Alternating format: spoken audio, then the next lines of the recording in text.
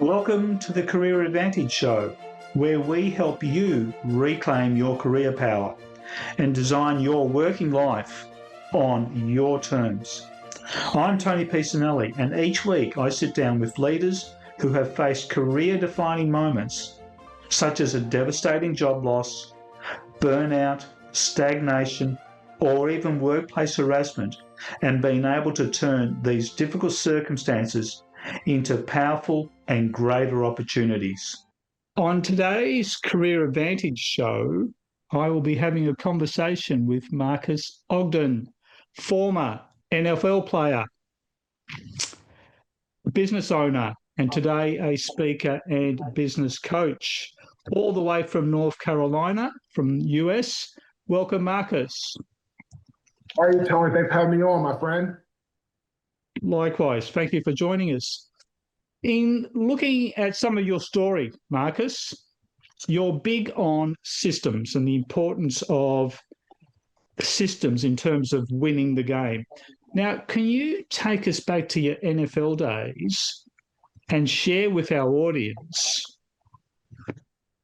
how you first came across the importance of systems, how it was applied at the game level, where you potentially went from a defeat scenario to creating a victory because everyone followed the system? If you can share a story from that history of yours, and then we can look at how people need to apply the importance of system in the way they live their lives.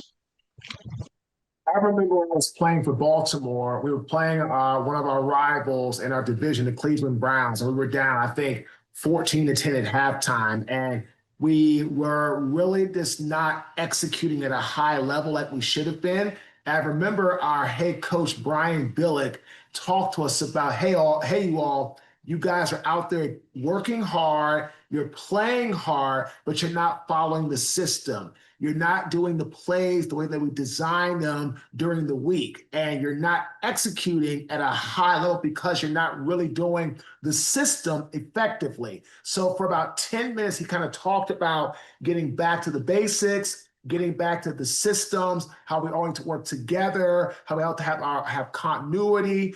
And that really got us thinking about how we would practice hard and do well with systems. And when we don't play well without systems, the missing link is the systems. So we were able to turn it around. We won that game 28-14 against Cleveland. And I just remember Coach Bill talking about, if we're going to win this football game, we got to get back to the basics, and we got to get back to utilizing the systems that we've been really working on all week here in the game in the second half. And again, when we did that, right, Tony, we had a positive outcome in that game. What was a key component of what was happening in the first half? For example, was everyone just doing their own thing rather than following the system? And what specific element in the system turned it around, Marcus?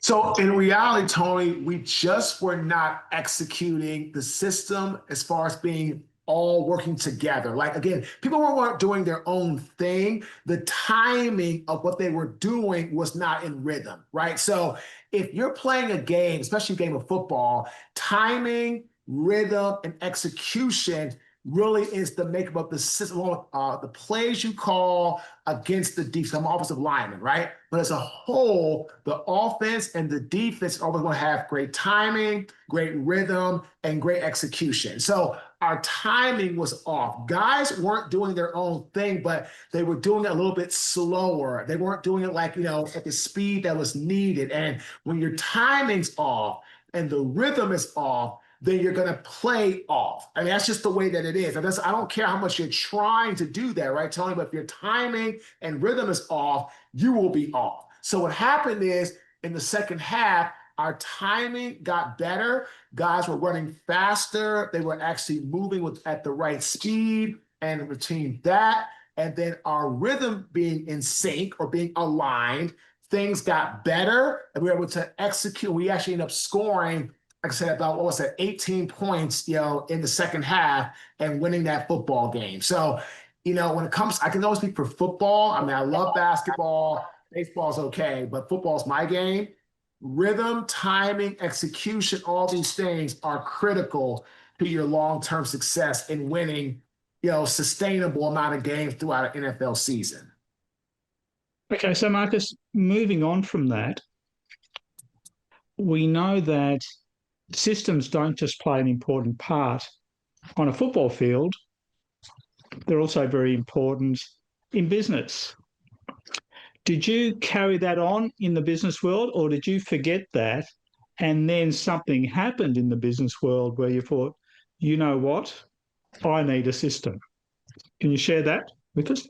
Yeah, so what happened is, Tony, for my construction company, we actually, when I started out, I was starting in like concrete, small concrete work. And then we ended up getting pushed into large earthwork and dirt work and utilities, which is like earth grading, digging up, dirt removal, hauling, all those things.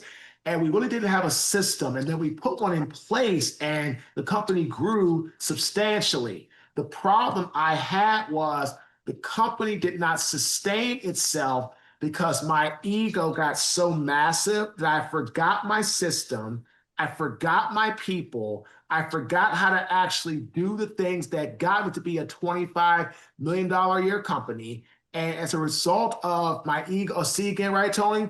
My rhythm, my timing, how I was doing was off.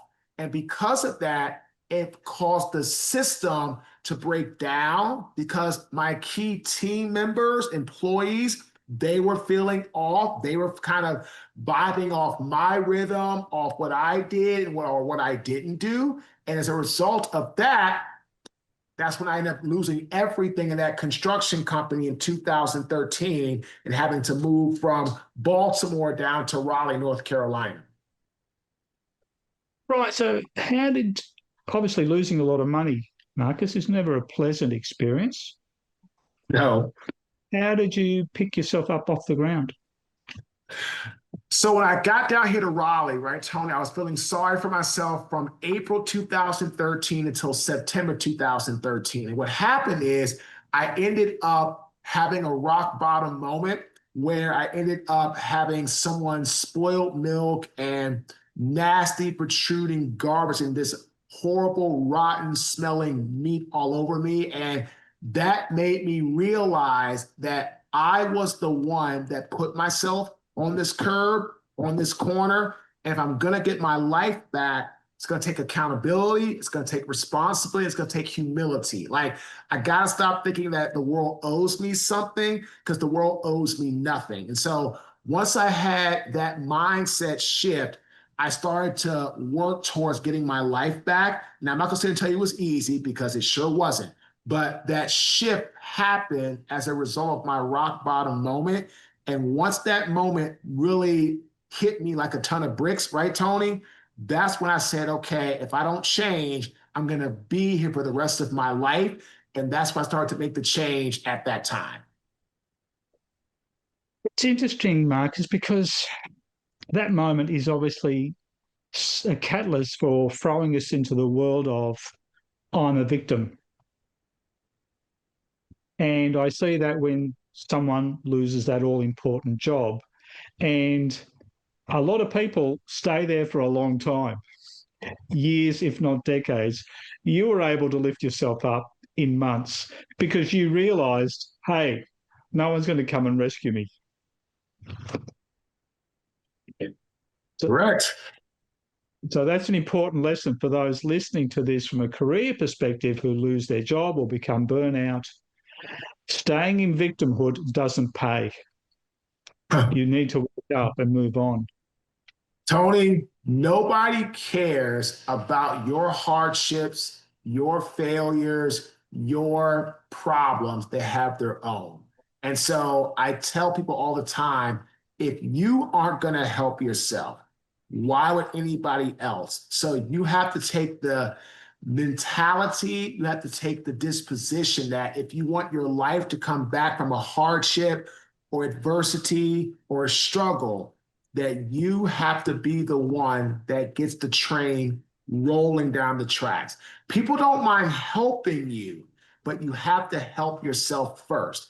I don't mind helping people who are struggling as long as I know they're trying to help themselves. Perfect. So, Marcus, we've gone from NFL player, business owner, and now a speaker and a business speaker and coach. How did that transition occur? Was there someone you met? What was the motivation for that career shift? So what happened was, Tony, I was actually listening to a lot of audiobooks and like podcasts by a guy named Tony Robbins. So I said, wow, if Tony Robbins, who was a janitor at some point in his life, he met Jim Rohn, he turned his life around, he became this world-renowned inspirational speaker. If Tony Robbins could do it, so could I. So in reality, right, Tony, it was just me at that time being open to something different that I'd never done before. And I heard about it through podcasts. And again, I really fell in love with Tony Robbins and his message of, make the mindset shift, the power of the mind, things of that nature. And once I decided I was going to pursue that, I didn't let anything stop me. And again, like I said, it took me 2.5 years to get my first paid speaking job, but I never gave up. I never stopped pursuing it. I never quit. And I got my first paid job. I started September 2013. I got my first paid job in April 2016. And that began the journey to where I'm at today. What's the greatest satisfaction that you get out of speaking? Tony, the best thing is when I see people and they have like that aha moment, that light bulb moment that they can do something better, they can be something better, they can achieve something more, they can be something greater. When people have that moment, that is satisfaction to me, because I remember when I started speaking, it was really hard to get started. But for me, I had that aha moment when I met Mel Robbins in 2018. And when I met her, and she was like, motivation's garbage, inspiration is long and everlasting, that was my aha moment. So I love to see people develop or have that light switch turn on in their brain. And they say, yep, I can do this. I can be more. I can achieve more. I can go for more.